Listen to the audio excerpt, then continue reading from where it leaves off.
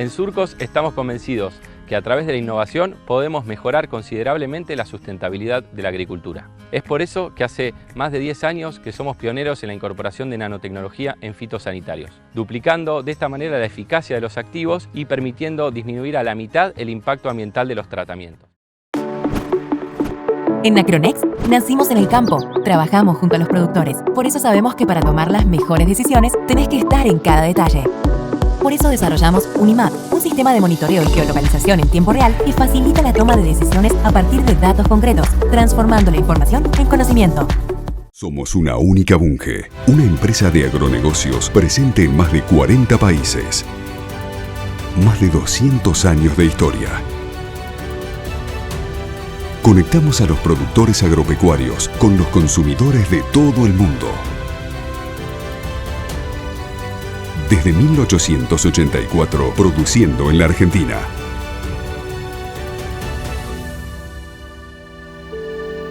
Bunge.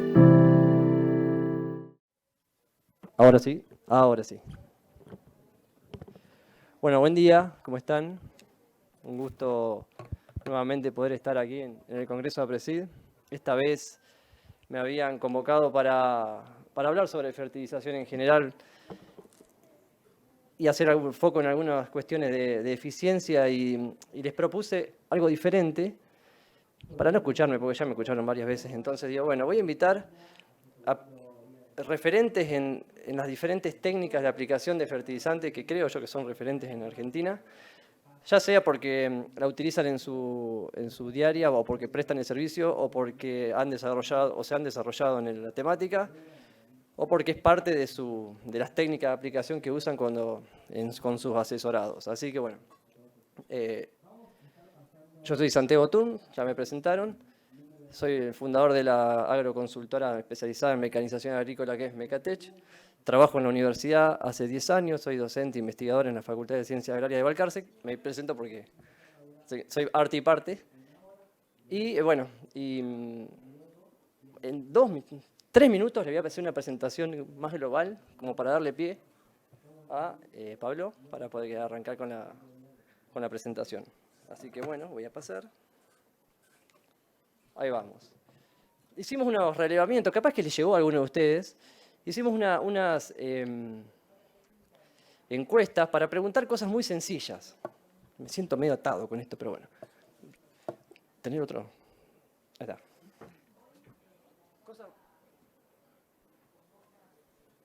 Ahí está, ahora sí.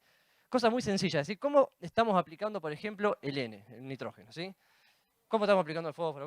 Bueno, varias preguntas. Y algo que, como para caracterizarnos, fue un número muy grande, fueron 248 encuestas, y nos dio esto, fíjense que el 54% del N que nos aplicamos en Argentina es de forma sólida, ¿sí? Y el líquido es muy bajo, 2%, pero ambas es bastante alto. A mí me sorprendió también ese número, 44% que usa las dos formas de aplicación, ¿sí? O sea, está bien.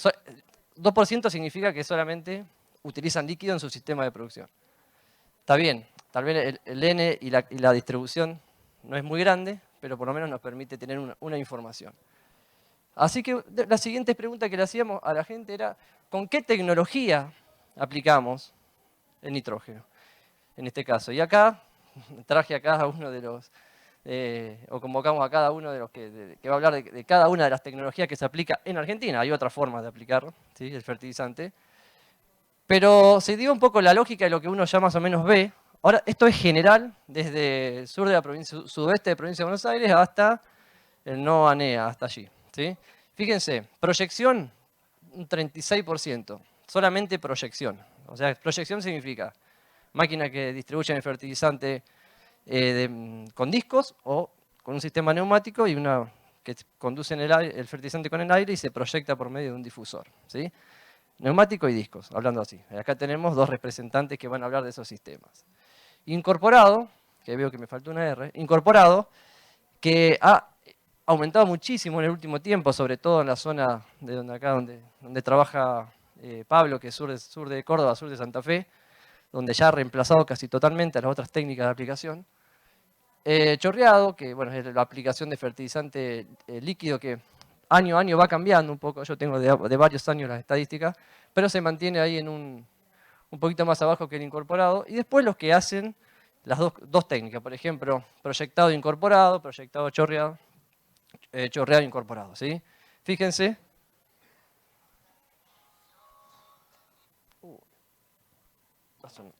Fíjense que proyectado y chorreado, la verdad es que es una técnica bastante utilizada, que sería, bueno, tal vez, no sé, la fina se hace con fertilizante proyectado y la gruesa se hace o hacen una y una parte con fertilización sólida proyectada y otra con el chorreado con la pulverizadora, ¿sí?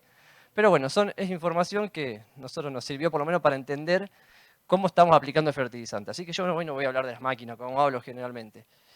Y después fíjense que ahí lo distribuimos, lo separé por regiones, ¿sí? Y bueno, más o menos uno que anda dando vueltas, el otro era, bueno, anda dando vueltas por diferentes lugares, lo ve, lo percibe.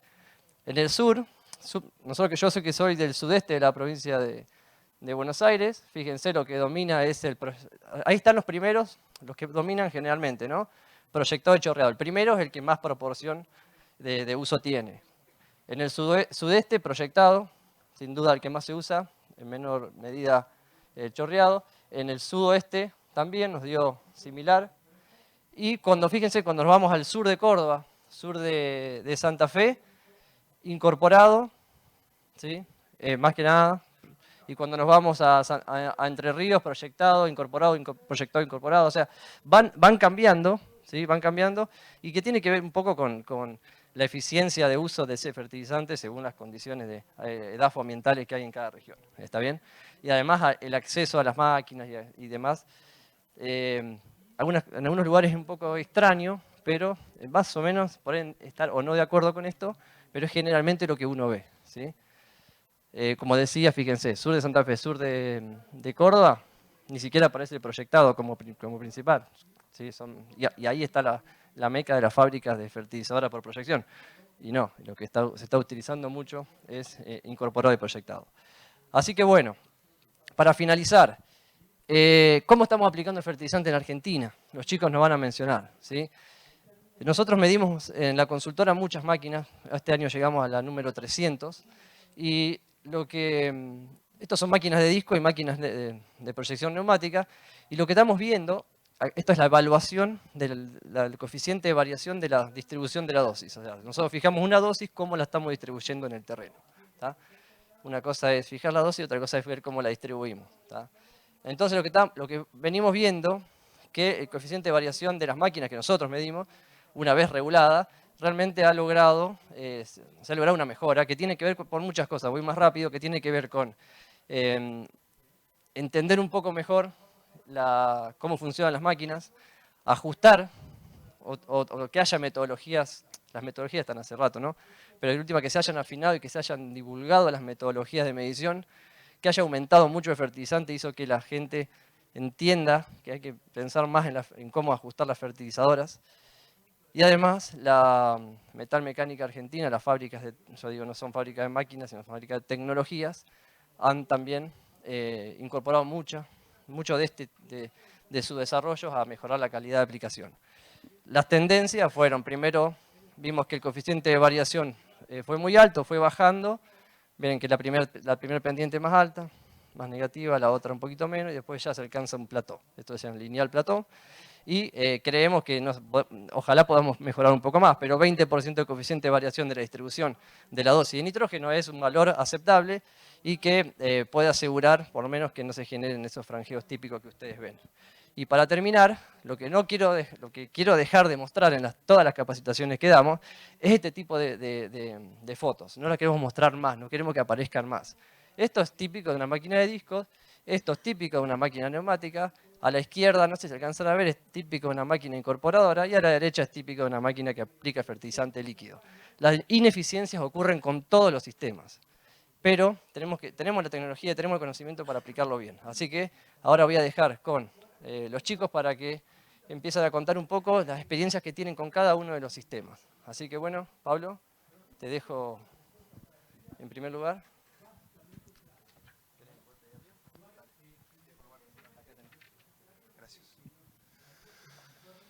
Bueno, buenos días a todos. Gracias, Santi, gracias a Presid por la invitación. ¿Tenemos la presentación?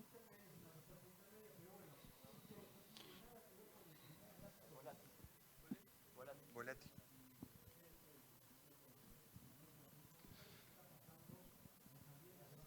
Si no, a capela.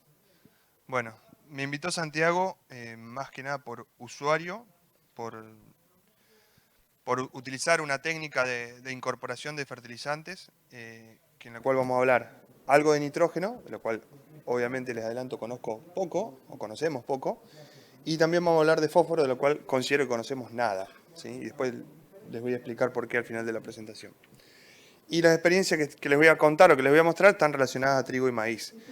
Algunas son experiencias propias, pero también comparto experiencias de amigos de INTA Marco Juárez, en la cual, bueno, hasta el año pasado fui parte de ese equipo y, bueno, me enorgullece muchísimo compartirles esta información en representación de ellos. Ahí está. ¿Se me pasó una? Ahí está. Bien, perfecto. De las estrategias que estamos acostumbrados a utilizar en mi zona, una es cobertura total, la llamo así, sí, ahí puse las dos principales que andan por el barrio. Y de la que yo voy a hablar o la que les voy a contar algo es la en bandas incorporada, ¿sí? Que es la incorporación de fertilizante, en la cual usamos o tenemos máquinas específicas, tanto de líquido como de sólido, pero como yo provengo de una zona que somos bastante piamonteses, nos gusta echar mano a lo que tenemos, y bueno, en este caso prácticamente el 90% de la superficie del trigo del año pasado incorporamos el nitrógeno, en algunos casos como líquido y en otros casos como sólido. En el caso sólido lo hicimos principalmente con la misma sembradora que el otro día iba a sembrar trigo, el día anterior estaba plantando urea o clavando urea. Fortaleza y debilidades, a mi juicio o a mi opinión, está en que tenemos una mayor eficiencia, o sea, logramos un 6% más de rinde, que después lo vamos a ver en los cultivos. La incorporación es independiente de la lluvia, aunque igual necesita, por supuesto, agua en el suelo y luego una lluvia para pasar a la solución del suelo, pero por ahí si lo comparamos con el boleo tiene esa fortaleza. Y las debilidades, la cuestión logística no es algo menor, ¿sí? Podemos meter menor cantidad de hectáreas por día, tiene un mayor costo obviamente las máquinas también tienen un mayor desgaste, y posibles atoramientos en los lotes que tenemos mucha cobertura. Ustedes habrán padecido los rastrojos de maíz el año pasado en la siembra. Bueno, imagínense lo que era clavar la urea a 17,5 en esos lotes, ¿sí? También tenemos dentro de las condiciones ambientales de nuestra zona, sabemos que en el invierno no llueve, con lo cual todo lo que es nitrógeno en trigo, mientras lo enterremos, más seguro vamos a estar, ¿sí? Así que es una condición bastante normal. Este trabajito es un trabajo de unos amigos, como les decía, de INTA Marco Juárez, están citados en la presentación, en la cual en sólido, en la campaña pasada, ellos encontraron un porcentaje de incremento, un incremento del rendimiento del 6% en un ensayo de trigo, incorporando la urea versus boleándola. El incremento, ese ensayo lo hicieron sobre rastrojos de maíz, en el cual encontraron un 5% más de rendimiento, y en rastrojos de soja encontraron un 6%, 6,15%, con lo cual en promedio nos da un 6% más de rinde obtenido por incorporar el fertilizante versus bolearlo. Cuando le ponemos algún numerito, eso nos genera aproximadamente unos $50 a favor, ¿sí? De incorporar, o sea, la práctica de incorporado en trigo nos genera $50 a favor, o sea, paga el servicio, paga los costos extra y nos deja en el bolsillo unos $50 extra. Por eso la práctica se está empezando a utilizar con más fuerza en los últimos años en mi zona. Y algo parecido con el líquido, esto es también algunos del equipo de INTA Marco Juárez, pero acá se suma Produce, que también es otro amigo, Eduardo y Agustín Farías, en la cual ellos probaron en líquido y encontraron un incremento en trigo el año pasado de 500 kilos, eso es un 13%, y en el caso del líquido encontraron un margen bruto positivo, o sea, pagando el servicio, pagando los costos extra, les quedaban $83 extra a favor por incorporar el Solmix versus chorrearlo en trigo en la campaña 2022. Y esto pasa en nitrógeno, como les decía, que considero que conocemos algo, conocemos poco, pero ¿qué pasa en fósforo? ¿sí? Cuando incorporamos los fertilizantes fosforados o cuando los aplicamos al boleo. Entonces con unos amigos, la gente de Valor Exacto y de Produce, estudiando o mirando videos de Estados Unidos, encontramos esta consultora de Calmer, en la cual nos muestra la estratificación en fósforo, y ellos lo que hicieron fue medir el contenido de fósforo Bray cada pulgada de profundidad de suelo, eso lo hicieron cada 2,5 centímetros, en lo cual fíjense que prácticamente tiene una concentración en los primeros 10 centímetros del 80% del fósforo, ¿sí? Entonces, con esta duda de que esto veíamos que les estaba pasando a ellos y que ellos estaban actuando en consecuencia, hicimos el mismo muestreo, nada más que cada 5 centímetros, en lotes de nuestra zona, en lotes aplicados toda la vida en cobertura total, o sea, el fósforo se aplicó siempre en cobertura total al boleo, y en la cual encontramos datos muy similares a lo que le pasa en Estados Unidos, en el cual el 80% del fósforo está en los primeros 10 centímetros. ¿Sí? Y fíjense, tienen el ensayo, el análisis de 0 a 20 de ese lote daba 17 partes por millón. Cualquiera de nosotros diríamos un lote que está espectacular de fósforo. Pero fíjense que a partir de los 10 centímetros hacia abajo, el lote tiene deficiencia, tiene 7 partes por millón de fósforo. ¿Y dónde están las raíces de los cultivos? Obviamente a partir de esas profundidades. O por lo menos empiezan la mayor densidad de raíces a partir de ahí hacia abajo. Entonces, lo dejo para que lo sigamos discutiendo, para que lo sigamos viendo. Tenemos otra experiencia, en realidad mostramos varios lotes, trajimos estos dos solamente para mostrar. Este otro lote es un productor que hace reposición, que hace todo el esfuerzo también de aportar el fósforo. En este caso hace 50% boleo y 50% incorporado con la sembradora, pero esa sembradora le incorpora 7 centímetros. Entonces seguimos en la misma situación, que el 80% del fósforo está en los primeros 10 centímetros y de ahí para abajo tenemos deficiencia. Estos son datos de esta campaña, son datos actuales, no tienen más de un mes, y simplemente lo traigo para reflexionar, para que lo veamos, para que lo tengamos en cuenta para campañas futuras. Esto obviamente inicia un proceso de estudio para ver cómo tenemos que posiblemente fertilizar a futuro, pero bueno, simplemente que sirva de dato para un puntapié inicial. Esto es todo por mi parte, gracias.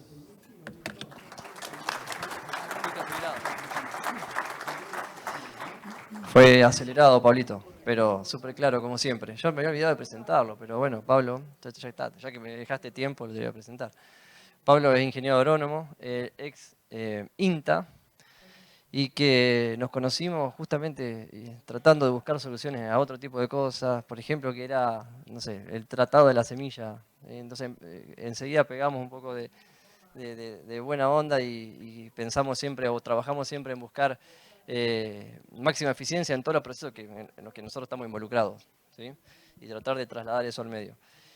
Pablo tiene, bueno, su consultora, que es Agrosustentable, y aparte de trabajar y de asesorar a las personas, a los productores, bueno, le gusta trabajar con datos y generar información, por eso es que lo invitamos. Así que gracias, Pablo, excelente.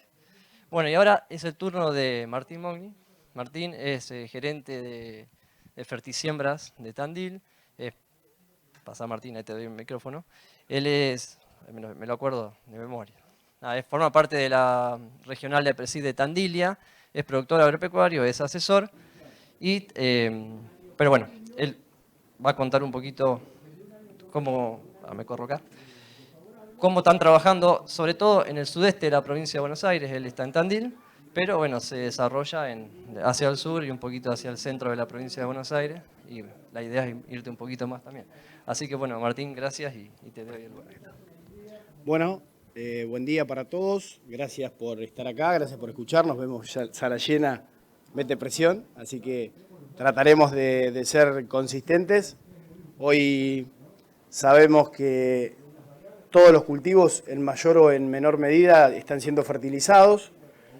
Eso va a depender siempre de la técnica que vamos a usar o con qué los queremos fertilizar y cuándo. Cada cultivo requiere de una o de varias técnicas de fertilización, así que ninguna es superior a la otra, simplemente a veces por una cuestión de costos uno se inclina hacia una fertilización o hacia la otra, y también por logística, no es un dato menor.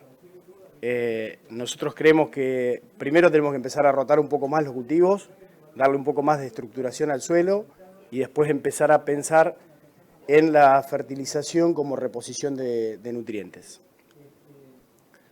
A mí me toca hoy hablar un poco de la técnica de fertilización neumática.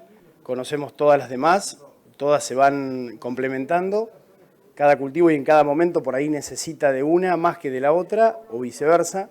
También con las condiciones climáticas esto es necesario tenerlo en cuenta. Hay fertilizaciones que quizás tienen más volatilización en determinado momento o cultivos que por ahí tienen intercepción en algún momento, ¿no? Dentro de las técnicas que usamos tenemos la incorporada, la líquida, la de proyección por discos y la fertilización neumática. Y dentro de la neumática últimamente se están viendo también equipos que incorporan a una rastra una fertilizadora neumática para incorporarlo. Ahí vamos a mostrar a la izquierda, se ve una neumática montada sobre un paquete de cuchillas turbo y a la derecha un equipo de arrastre, también neumático. Ahora voy a empezar a explicar también por ahí algunas partes, yo creo que todos las conocen, pero por ahí para el que no las conoce está bueno conocer las partes de cada equipo y los ajustes de cada equipo. Todos los equipos que usamos hoy tienen que ser regulados, eso es sumamente importante. Ahí es donde lo conocía Santiago. Bueno, acá tenemos dos equipos autopropulsados.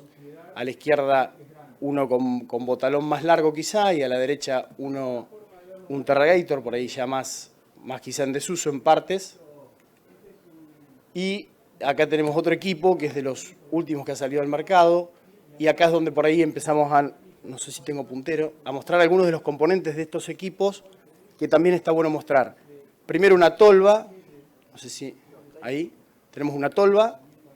Esto pasa a un sistema de dosificación. Este equipo en este caso tiene 6 dosificadores independientes, 3 de un lado, 3 del otro, una turbina de un lado, una turbina del otro. El principio de funcionamiento de este tipo de equipos es bastante sencillo. Es una tolva que dosifica los sólidos hacia una corriente de aire. Esa corriente de aire lo transporta por estas cañerías y va hacia los difusores o clapetas, como se llaman, ¿sí? Por supuesto que lo que sucede con muchos equipos por ahí de arrastre es que no tienen suspensión y a veces el copiado del terreno que hacen es diferente, pero no mucho más que eso. Después el funcionamiento, como ya lo dije recién, la dosificación del material sólido, puede ser por diferentes mecanismos, hay distintos en el mercado hoy, no voy a incorporar ninguno en particular, simplemente si después hay alguna pregunta la pueden hacer. Como ya dije, esto es clave, tener en cuenta cada parte de cada equipo, incluso para los contratistas está bueno que todos sepamos qué se desgasta, qué no se desgasta y dónde regular, eso es básico. Después, algunas de las ventajas de estos equipos neumáticos es que la distribución del fertilizante es homogénea o muy buena distribución en todo el ancho de labor. Muchas veces sucede que en equipos con canopeos más altos tenemos intercepción o el viento o distintos factores que hacen que esa distribución que buscamos no se dé de la manera que queremos. Pasa muchas veces que uno en las cotizaciones busca por ahí un precio de insumo, lo compra, lo lleva al campo y se despreocupa. Y la realidad es que ahí es donde entran en juego todo este tipo de cuestiones, maquinaria y demás, que no son menores a la hora de la distribución.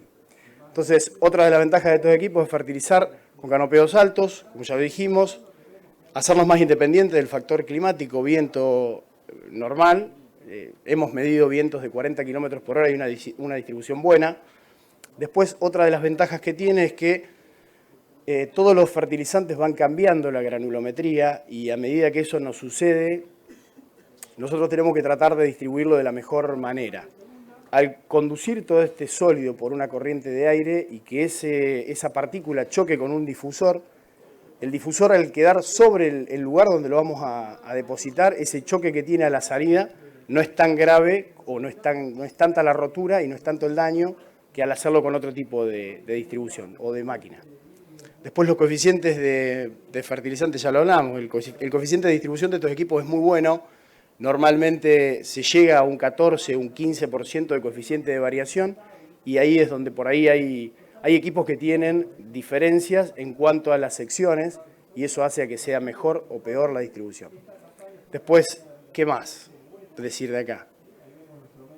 Bueno, que el hecho de tener dosificación variable en la sección o en el botalón permite que esos cortes eviten zonas de solapamiento o que el solapamiento sea menor. Esto es no menor, sobre todo hoy con el tema costos y con el tema contaminación. Nosotros sabemos que al dosificar excesivamente sobre un lugar, eso se lixidia y se va a las napas y termina contaminando. Nosotros en el sudeste se usan normalmente las dos. La primera pasada, sobre todo en fina, se hace con una fertilización sólida y la segunda pasada se enrasa a niveles de nitrógeno con una fertilización líquida. Eso es una práctica habitual y a veces la tendencia es a usar una sola aplicación y ahí es donde tenemos que ser conscientes de que aplicar 2 veces en el mismo lugar implica doble dosis, implica lixiviación de nutrientes, sobre todo nitrógeno que contamina, y eso no es menor. Por supuesto que uno, si puede elegir, tiene que elegir dosis partida. Tenemos que ir hacia eso. Elegir dosis partida minimiza pérdidas, minimiza costos y asegura que ese nitrógeno esté cuando tiene que estar. ¿Qué más? Bueno, los equipos que tienen corte, eso ya lo dije. Avancemos con esto. A ver, bueno, este es un equipo de última generación. Es un equipo que tiene 36 metros de ancho de labor efectivo, 6 secciones de corte independientes, tiene 6 dosificadores, uno para cada sección. Tiene una suspensión en el equipo que es neumática, lo que permite copiar bien el terreno, permite hacer trabajos muy estables con un botalón estable, que no es menor. Tiene gran despeje que permite entrar a cultivos como maíz en etapas de B6, B8, B10 e incluso hacer siembra sobre ese cultivo de maíz sin tener intercepción de la canopia sobre el producto. Después, bueno, balanza en la tolva, eso hay equipos que lo traen, equipos de arrastre que no lo traen, que también es importante. El sistema de navegación y computadora que permite realizar aplicación variable de precisión, esto empieza a tomar peso hace un par de años y está muy bien que lo tengan. También la calibración de estos equipos, al tener balanza en la tolva, permite ir haciendo un seguimiento de lo que estamos aplicando, ¿sí? Este equipo en particular trae una autocalibración que va de la mano de un sistema, de un software, que va con la computadora que está bastante piola. Y los mapeos de las zonas que va aplicando el equipo. Ahora, bueno, estas son características diferenciales de este equipo en particular. Yo recién les mencionaba el software y el monitor, que es compatible con varias plataformas actuales, como Fieldview, Sarvio, Cropways y algunas más. Incluso permite sacar los mapas en formato shape y trasladarlo a alguna otra plataforma. Tiene coeficientes de variación, como dije, entre 8 y 12%, dato de fabricante, pero también medidos, clave, ir midiendo el equipo. Todas las piezas se desgastan con el uso y eso es muy importante, tener los parámetros de ajuste. En estos equipos los difusores, al estar en un botalón bien largo, a veces las puntas en terrenos, nosotros en el sudeste por ahí, en zonas donde tenemos pendientes o tenemos cerros o tenemos vizcacheras, hay muchas partes en las que no nos conviene aplicar o a veces el equipo toma un ángulo determinado y roza alguna de las clapetas o de los difusores. Eso es importante ir regulándolo, el ángulo tiene que ser en todos igual. Después esto tiene un sistema de calibración rápido, sencillo, un sistema de autoajuste por balanza y conectado que está muy bien pensado por el hecho de que todos los fertilizantes van cambiando la densidad a lo largo del día y cada partida de fertilizante que nosotros metemos en un equipo trae una granulometría diferente. Y eso no es un dato menor. Después, estos son algunos de los mapeos que hace el equipo. Esto es un mapeo de la zona de Henderson, donde vemos bajos, muchos bajos que no se tenían que aplicar. Ahí esto es un resultado del equipo de rastros de acá de Rosario que le mandó al cliente. Nosotros solamente mostramos lo que ellos nos pasan, donde vemos una superficie de solapamiento de 12,6 hectáreas de un lote general de 254. Creo que por acá el cliente andaba a hacerlo bien acá, así que no me va a dejar mentir. Bueno, todo este mapeo es importante. Yo recién atrás muestra incluso hasta las franjas de saturación. Ahí hay una franja roja que dice doble pasada. Eso es una franja de insuficiencia. Más de los mapas. Fíjense que el porcentaje de solapamiento en un lote de 123 es de 6,67 hectáreas. Esto no es menor. Ahí son lotes de suelos arenosos, donde la lixiviación con una lluvia es muy fácil de lavar ese nutriente y arrastrarlo a las napas. Ahí se ve también otro solapamiento bajo de 3.6 hectáreas, en un total de 129.9 hectáreas. Las conclusiones que manda el cliente, esto es un dato, pero para tener en cuenta, hay un 5% de solapamiento total, y él en la siembra esperaba, o había calculado que iba a tener un 15% de solapamiento para el lote. Esto en fertilización significa un ahorro importante de fertilizante. Bueno, esto es con Sarvio. La gente de Sarvio nos pidió un mapa para extraerlo y ver cómo se manifiesta el equipo o qué datos arroja el equipo de esta aplicación. Ese es el resultado, así es como se hizo el trabajo. Esto es otro mapeo con la gente de Formagro, lo mismo, diferentes píxeles, pero lo mismo. Esto es otro lote donde están los porcentajes de error, la diferencia y la aplicación y la velocidad de trabajo del equipo. Esto siempre queda grabado en el equipo y se entrega al cliente. Algo no menor, yo recién hablaba de las partículas, de los tamaños y de cómo vienen los fertilizantes. Nosotros consideramos que ya es indiscutible el uso de cinta en todo tipo de aplicación de fertilizante sólido para evitar roturas. Roturas, polvillos y demás hacen que sea bastante difícil hacer una distribución homogénea de ese sólido. Es verdad que uno a veces, como dije al principio, cotiza, llega al fertilizante del campo y se despreocupa. Y ahí en realidad es donde uno tiene que hacerse fuerte y decir, bueno, todo lo anterior que hizo el cliente está bien, o todo lo que hicimos de cotización está bien, ahora ¿cómo distribuimos ese fertilizante? Que es el franjeo que mostraba Santiago en un principio y que es clave. Entonces, todas las partes tienen que funcionar bien como un sistema. Esa aplicación tiene que salir de 10. Entonces ya nos independizamos de eso y todos los posibles errores que puedan venir, que sean climáticos o de plagas, pero las aplicaciones tienen que ser correctas.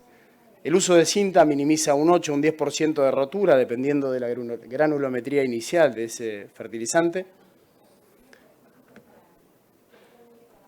Bueno, esto creo que ya lo dije. Y algo no menor, una de las patas fundamentales de todo esto es quién opera el equipo. La gente que opera estos equipos tiene que estar formada, tiene que ser consciente de lo que hace, hay que respetar los tiempos de cada equipo.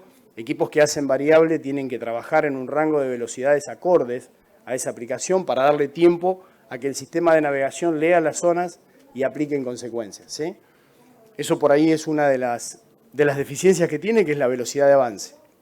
Cuando uno le carga un shape a un equipo y tiene que ir leyendo las distintas zonas donde va atravesando el equipo, es necesario que la gente que está arriba vaya interpretando las zonas también, para ir bajando un cambio, ir adecuando la velocidad de marcha para una mejor distribución y un mejor copiado del mapa que está aplicando. Ya me apura. Así que una de las patas importantes es el factor humano y la gente que opera estos equipos. Bueno, desde ya, muchas gracias. Ahí está la apura. Gracias. Me adelanté como ansioso nomás. Bueno, gracias Martín, buenísimo. Bueno, vamos rápido porque si no, después hago un ratito de preguntas, ¿sí? Pero bueno, ahora voy a presentar a Silvestre Galeazzi. Silvestre es gerente de la empresa de servicios Aplicagro, que tiene aviones y fertilizadoras, ahora voy a explicar mejor. Y bueno, que también los hemos conocido por haber andado también revisando máquinas, como dijo Martín, y que hace años ya que venimos haciendo un trabajo en conjunto, simplemente monitoreando sus equipos y él con cierta tranquilidad pudiendo aplicar, si las condiciones son buenas, de fertilizantes y ambientales y de terreno, pudiendo asegurar su calidad de trabajo. Así que bueno, Silvestre, adelante. Bueno, buenos días. Muchas gracias por la invitación. Yo voy a hablar un poco de... Por ahí mi presentación va a estar desde otro punto, porque yo soy prestador de servicios. Me dedico a eso y voy a hablar un poco del sistema por ahí en los últimos años más criticado, más castigado, justamente por hacer las cosas mal o no calibrar o calibrar cada poco tiempo. Bueno, voy a hablar de por qué en una empresa como la nuestra elegimos este sistema de distribución y lo mantuvimos durante hace más o menos 10 años que estamos con esto. Los aspectos positivos de este tipo de máquinas son agilidad en los traslados, ya que hay que aplicar pocas veces comparado con otros tipos de labores, 2 veces en fina y 1 vez en maíz, por lo menos en los lugares donde trabajamos nosotros. Son máquinas con gran capacidad de trabajo, se adaptan muy bien a distintos tipos de suelos y distintos tipos de materiales. Cuando trabajas en distintas zonas, más que nada, tienen corte por sección, que por ahí en este sistema de doble discos no es tan común. Se puede hacer fertilización variable, que hoy en día ya por ahí es algo más normal, pero en un principio no lo era tanto. Y se logran excelentes distribuciones igual que con cualquier sistema, haciendo las cosas bien, con condiciones adecuadas. Bueno, la agilidad en los traslados, como dije recién, para una empresa que presta servicios es muy importante para llegar a tiempo a los cultivos y a los lotes, más que nada hoy en día que todos quieren aplicar en este tipo de sistemas antes de que llueva. Esto nos permite movernos más o menos en casi todas las áreas productivas del país. Y entonces es muy importante que tengan una buena velocidad de avance en el lote y en la ruta también. Son máquinas que se mueven a la velocidad de un camión más o menos. En lo que es capacidad de trabajo, son máquinas con muy buena capacidad de trabajo, ya sea por la tolva que tienen, tolvas entre 6.000 kilos y 8.000, depende de la máquina. Y se logran anchos de labores, depende mucho de la condición climática y de la calidad del fertilizante, que es un tema muy importante. Se logran anchos de labores en urea de entre 32, 34 metros y 38, y en fósforo hasta 50. Lo que nos permite tener, cuando la logística nos acompaña y está bien aceitada, los lotes son de medianos a grandes, nos permite hacer hasta 70 hectáreas por hora, que es un número interesante. Más que nada cuando está por llover a la noche y hay que terminar de aplicar el camión que se tiene que ir a cargar a otro lado, y todos los trajines logísticos que en el día a día con los productores te va llevando a intentar ser lo más eficiente posible. Lo que es topografía de suelos, son máquinas que se adaptan muy bien a los distintos tipos de cultivos y de suelos que hay en todo el país. Nosotros trabajamos mucho en el sur de Buenos Aires con curvas de nivel, entonces son máquinas que se adaptan muy bien a cualquier tipo de terreno, ya sea curvas de nivel, taipas, en arroceras, en corrientes. Son máquinas muy versátiles y que pueden ir por cualquier terreno tranquilamente.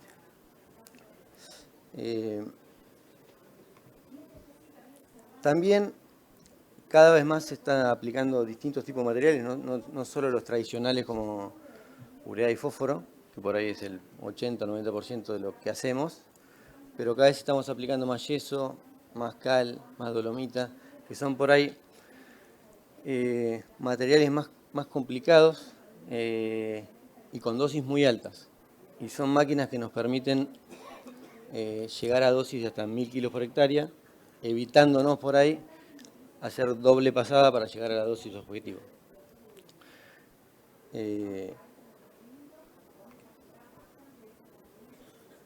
La parte tecnológica de estas máquinas, que por ahí es la que más interesante y la que por ahí hay más de conocimiento,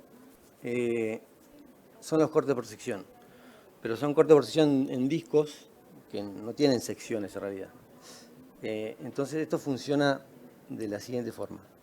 Las máquinas hay máquinas que tienen hasta 128 cortes, la nuestra llega hasta 12. estos 12 cortes por sección funcionan de la siguiente forma. Todo lo da en la caída del chorrillo, en qué posición del plato cae el chorrillo. Si cae en el centro del plato, la pala tiene el 100% del recorrido, entonces llega al ancho máximo para el cual fue calibrada la máquina o configurada en la computadora, sea 34 metros, por ejemplo. A medida que se van solapando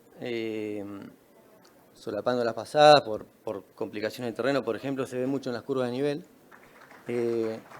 la posición de caída del chorrillo va yéndose hacia la periferia del plato, lo que hace que vaya achicando el ancho de labor hasta, si pasás por donde ya aplicaste, hasta llegar a una dosis cero. Esto la máquina lo hace automáticamente y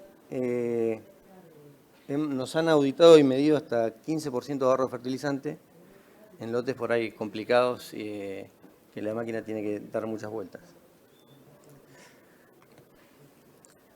Ahora, calidad de fertilizante. La calidad de fertilizante, como dijeron en la charla anterior, la granulometría es muy cambiante todo el tiempo. Yo ahora voy a mostrar dos diapositivas. En esta, como se puede ver, estas son 6 cargas de la máquina de una misma batea. Llega un camión al campo, lo aplicamos, en la primera granulometría calibramos la máquina y sacamos una muestra de cada carga de la máquina. Ahí se ve claramente cómo el primer granulómetro, la primera muestra, es un material bastante bueno, pero a medida que vamos vaciando el camión, va creciendo el porcentaje de polvo de manera considerable. Entonces es muy difícil, si no calibras la máquina en cada carga, tener un coeficiente de variación homogéneo. Entonces, ahora en la próxima diapositiva les voy a contar la estrategia que estamos teniendo con este tipo de máquinas para lograr intentar por lo menos tener un coeficiente de variación parejo durante toda la aplicación. Antes, les voy a mostrar un ejemplo que me pasó hace 2 semanas en una aplicación que nos vino un camión con un material muy excesivamente malo. Estas 3 muestras de granulometría son de la misma carga de la fertilizadora. Cargamos 8.000 kilos en la máquina, sacamos una muestra, era excelente, y a medida que fue avanzando la máquina, como nos dimos cuenta que el material era malo, miren cómo fue cambiando. Esto es en 40 hectáreas, más o menos. Esta diapositiva la pongo por ahí para que se le dé la misma importancia a la calidad del material que a la calibración, que al tipo de máquina, que al pisado y que a las condiciones climáticas. Yo creo, desde mi punto de vista, que este era un material que había que devolverlo. La devolución de un camión, logísticamente, es un problema. Para nosotros sería un problema también porque no tendríamos material para trabajar y habría que esperar. Pero es muy difícil garantizar un trabajo bien hecho con un material así. Bueno, lo que estamos haciendo nosotros como estrategia para lograr un coeficiente parejo durante todo el trabajo, estamos haciendo esto invito a cualquiera que tenga este tipo de sistemas para que lo pueda hacer. Estamos haciendo un cuadernillo con una foto del granulómetro, las condiciones de humedad relativa, velocidad de viento, densidad, el punto de caída con el que se logró el mejor coeficiente de variación. Entonces, a medida que vaya cambiando la calidad del material, poder cambiar el punto de caída mirando ese cuadernillo, por lo menos para tener un coeficiente de variación aceptable durante todo el trabajo.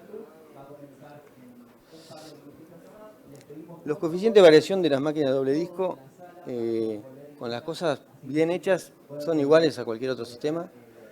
Las máquinas nuestras con materiales aceptables y condiciones climáticas buenas están también entre el 10 y el 15 o el 20%, que son condiciones buenas. Conclusiones: son máquinas capaces de cubrir grandes extensiones en poco tiempo, se obtienen excelentes coeficientes de variación, son ágiles para moverse, lo que nos permite trabajar por todo el país. Podemos ahorrar fertilizante con la tecnología que tiene de corte por sección y son versátiles y puedes trabajar en cualquier tipo de suelo con accidentes geográficos y cualquier tipo de fertilizantes. Eso es todo. Muchas gracias.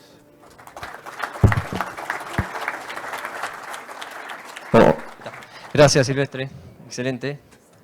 Bueno, estamos cortitos con el tiempo, pero ahora voy a presentar a Guillermo Pugliese, ingeniero agrónomo, graduado en la misma facultad que me gradué yo, casi en el mismo año. Guillermo hace tiempo, varios años que trabaja en desarrollo y en tecnologías en Bunge, entonces él tiene mucha información de fertilización líquida, de fertilizante líquido y de fertilización líquida, así que sin más, Guillermo, te dejo para que hagas tu presentación. Muchas gracias, Santiago. Bueno, buenos días a todos. Un placer, qué lindo tener la sala llena. Agradecerle a la gente del sur, en especial a Javier Irastorza que me hizo la invitación, ¿sí? Bueno, les vamos a comentar un poquito lo que hicimos en 30 años más o menos. Y para eso, poneme por favor la presentación, Guillermo Pugliese. ¿Está? Contarles un poquito o sea, los líquidos arrancaron hace 30 años, ¿sí? En el 93-94, los primeros viajes a Estados Unidos, ir a ver plantas de líquidos, ver productores, ver aplicadores, ver qué decía la gente. Y ahí, como punta de lanza, Pedro Falhauser y el equipo, de algunos todavía seguimos, arrancamos con las primeras toneladas de guan en el año 95, ¿sí? 600 toneladas de guan, ¿sí? Se hicieron los ensayos antes de arrancar con esto en Argentina para ver si eso que pasaba allá podía pasar acá. Después ya en 2002 arrancan, le empezamos a meter al guan otras partículas, en este caso tiosulfato de amonio para reducir volatilización. Sale el foliarsol como complemento de nitrógeno para cultivos más tardíos y para mejorar en trigo y en cebada rendimiento y calidad. Ya en 2007 empieza a surgir fuerte la necesidad de azufre en la zona núcleo primero, pero se fue expandiendo a distintas zonas y es ahí donde sale Solmix. Ya en ese momento, para que tengan una idea, había alrededor de 600.000 toneladas de líquidos en Argentina, ¿sí? O sea, ya el 18% del mercado de Argentina era de líquidos, ¿sí? Y después en 2009 sale otro nutriente que ya hoy es más importante y que en ese momento había respuestas incipientes y eran en algunos lugares, que es el zinc, y sale el Solmix zinc, o sea, en una sola gota los tres nutrientes. Bien, yo traté de agrupar las ventajas de los líquidos en tres: agronómicas, de logística y de aplicación. Y de las agronómicas, la más importante es que tiene menor volatilización. En la medida que estamos en una zona más cálida, hay más probabilidades de pérdidas de volatilización, y en la medida que estamos en zonas más frías, menos, ¿no? Otra ventaja es que los líquidos, por tener esas condiciones y esas características, son muy eficientes en superficie, ¿sí? Se pueden aplicar en superficie y tienen altas eficiencias, ¿sí? Y la otra es la homogeneidad. Imagínense hace 30 años, imagínense esto, o sea, como que hoy salgan tres locos a decir, che, vamos a hacer la Coca-Cola sólida. Hace 30 años que se usaba el 40% de los fertilizantes en bolsa, salen los líquidos. Entonces hubo que organizar todo, desde la logística, las aplicaciones, los tanques, las fábricas de tanques, un montón de cosas, ¿sí? Bueno, esos son los líquidos y tengo 25 años laburando en eso y me acuerdo en Tres Arroyos, yo soy de Tres Arroyos, ahí viene el loco de los líquidos, ¿no? Bueno, los líquidos anduvieron después. Un ensayo muy viejo, pero que sigue vigente, y esto, miren los dos últimos pares de columnas, la urea y el Solmix, y fíjense que amarillo es en superficie y verde incorporado, y miren cómo Solmix en superficie le ganaba a urea en superficie, ¿sí? Lo que marca la línea, ¿no? Entonces, bueno, esas eran las primeras ventajas que se conocían, ¿sí? La volatilización, en la medida, como dije, en la medida que vamos a zonas más cálidas y cuando estamos ya entrando en cultivos de verano, es muy importante las pérdidas de nitrógeno por volatilización, ¿sí? Y ahí, ¿por qué pierde menos el guan que la urea? Porque tiene nitratos, porque se chorrea, se concentra en poca superficie, y la urea se tira al voleo, y los granitos tocan el rastrojo y el suelo en muchos lugares, ¿sí? Y Solmix porque tiene tiosulfato de amonio que inhibe las pérdidas de volatilización, ¿sí? Por eso que Solmix prácticamente pierde un 1, un 2, un 3%. Cuando vamos a una zona fría, y este cuadro lo único que difiere del otro, y lo quería mostrar, es que las pérdidas de volatilización se dan en la medida que aumentamos la cantidad de nitrógeno, ¿sí? Con lo cual, tengamos presente que si estamos en una zona cálida y ponemos mucho nitrógeno, siempre hay mayores pérdidas, y de nuevo lo mismo. Guan se pierde la mitad que urea, y Solmix se pierde un 10% de la urea, ¿sí? Una gran ventaja de los líquidos también, y recién mencionaron los chicos, primero a veces hacen algo de urea y después hacen líquidos, es la velocidad de incorporación, porque una parte de ese nitrógeno está como nitrato, ¿sí? Entonces, en aplicaciones más demoradas, ya cuando el cultivo está demandando fuerte, las aplicaciones líquidas, y fíjense, esto es 9 días, a ver cómo marcó. Hay un láser acá, bueno. Fíjense, esto es un lote donde yo elegí un lugar para hacer un ensayo, y esto tiene 9 días después de aplicado, o sea, llovió en el medio, entra muy rápido el nitrógeno, ¿sí? Una de las grandes ventajas de los líquidos, ¿sí? Bien, seguimos. Ventajas logísticas, generalmente se maneja con tanques, es rápido manejo, poca mano de obra, ¿sí? Son bombas y mangueras, ¿sí? No hay generalmente atoramientos, no hay, y ni hablar cuando antes se usaban bolsas, ¿no? Esto fue un cambio de paradigma, ¿sí? Normalmente es fácil manejar y medir el stock, y acá hago unas fotos, distribuidor, el tanque que se lleva con un tráiler, el camión en el campo, las motobombas y la aplicación ya en el lote, ¿sí? Yendo un poquito más a las características técnicas,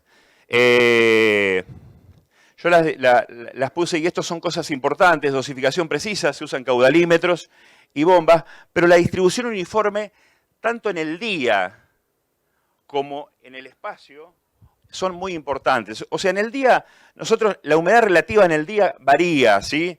Y muchas veces registramos la máquina, no sé, a las 9 de la mañana para tirar urea, y capaz que la ponemos para 120 kilos, y al mediodía tira 140, porque ya ese fertilizante, que es higroscópico, ya hay menos humedad relativa y cambian. Y esas diferencias son importantes, con los líquidos no suceden, ¿sí? Y después, la distribución uniforme en el ancho del botalón.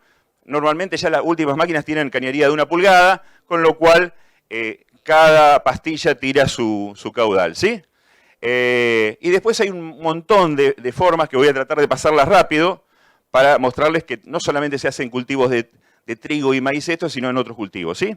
Bien, en los cultivos de fina, picos a 52 centímetros con pastillas de 3 chorros. Eso es generalmente lo que se usa en la mayoría de los lugares, ¿sí?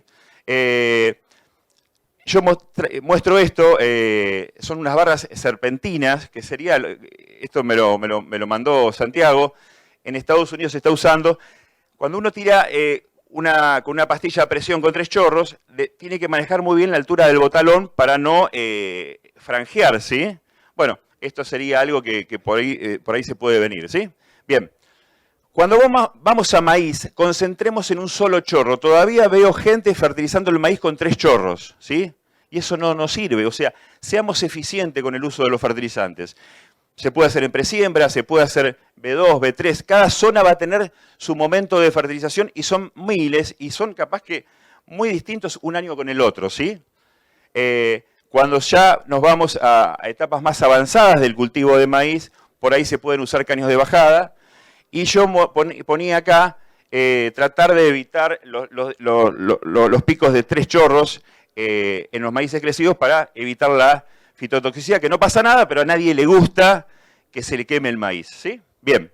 Después, bueno, esta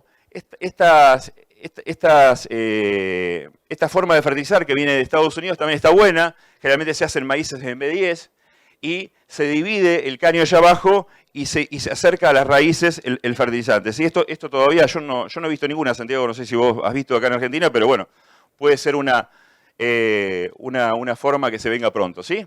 Fíjense cómo en el maíz, allá arriba a la derecha, ven cómo se acercan los cañitos a la zona de las raíces, ¿sí? Bueno, otras formas de aplicación, fertirrigación, inyectar con un aparato agua en el canal de riego y ahí hacer riego por inundación, fertilización líquida en los viñedos, con un botalón para acercarse a la zona de las raíces en los frutales, ¿sí? Aspersión, microaspersión, goteo, bueno, todas las cosas que se fueron desarrollando en estos casi 29 años de desarrollo de los líquidos, ¿sí? En cebolla, en ajo, fertilizaciones líquidas, en caña de azúcar y también las incorporaciones, ¿sí? Todavía hay muchos que les gusta incorporar el nitrógeno y esto va a depender mucho de las zonas, pero se hace. Acá muestro dos fotos, caña de azúcar y maíz, pero está. Y después lo que se llama starter, arrancadores líquidos, con las sembradoras, también otra técnica que cuesta un poco más. Por ahí no tenemos todas las máquinas en Argentina, pero probablemente de a poco vaya creciendo.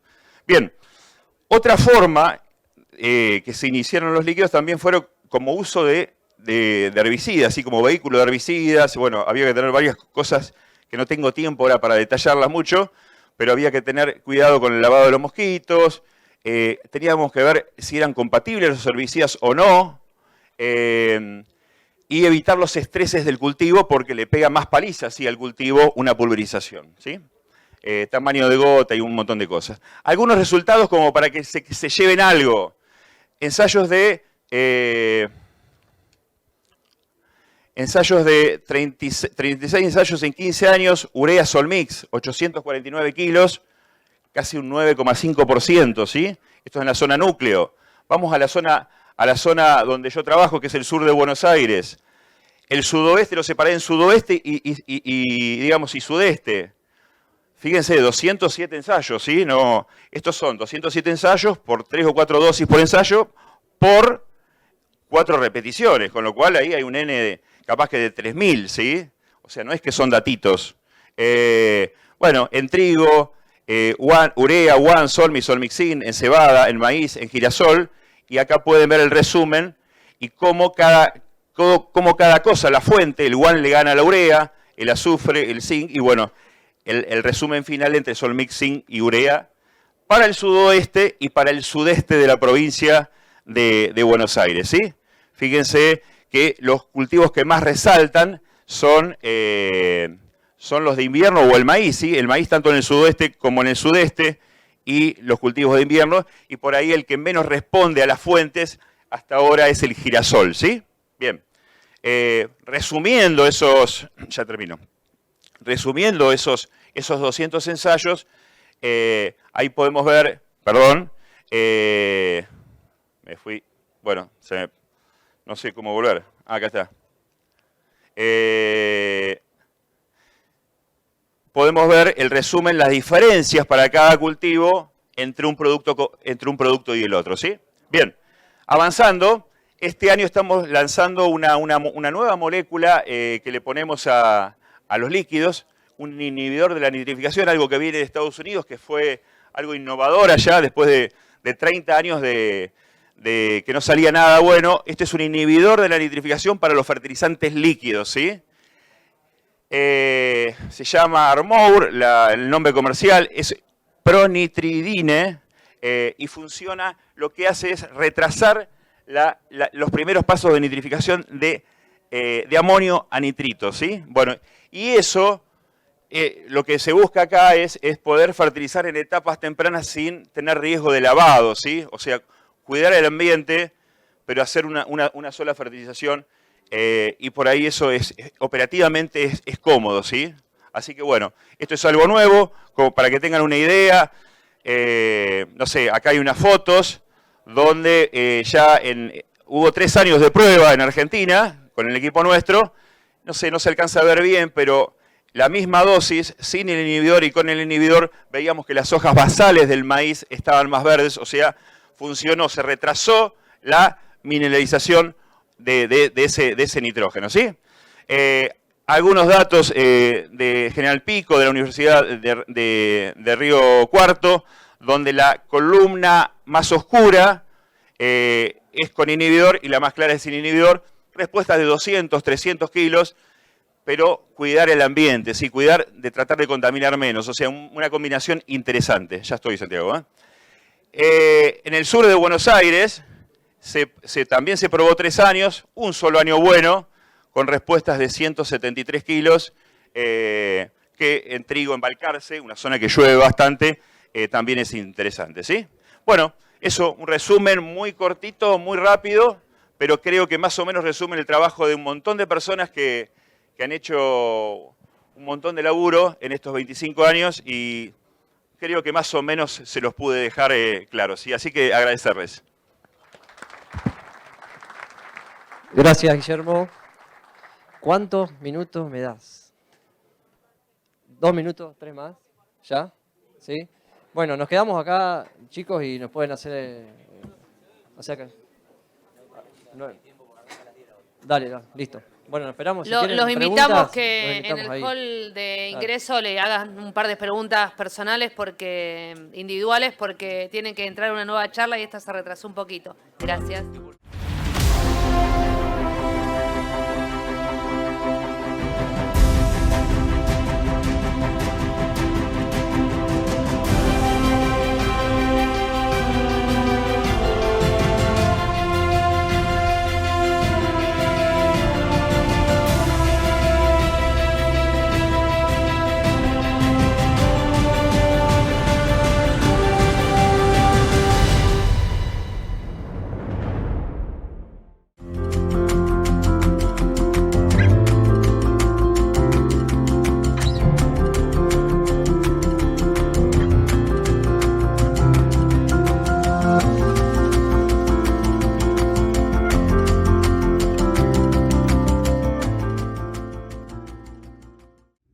En Argentina existen 2.000 empresas habilitadas para comercializar insumos para el agro. Más de la mitad operan AgriRed, el único mercado B2B donde las mejores compañías del sector compran y venden insumos en forma ágil y eficiente, en donde ya se concretaron más de 4.000 operaciones y en un monto que supera los 150 millones de dólares. El campo cambió y multiplicó su rendimiento. El mercado de insumos también cambió y ahora se llama AgriRed.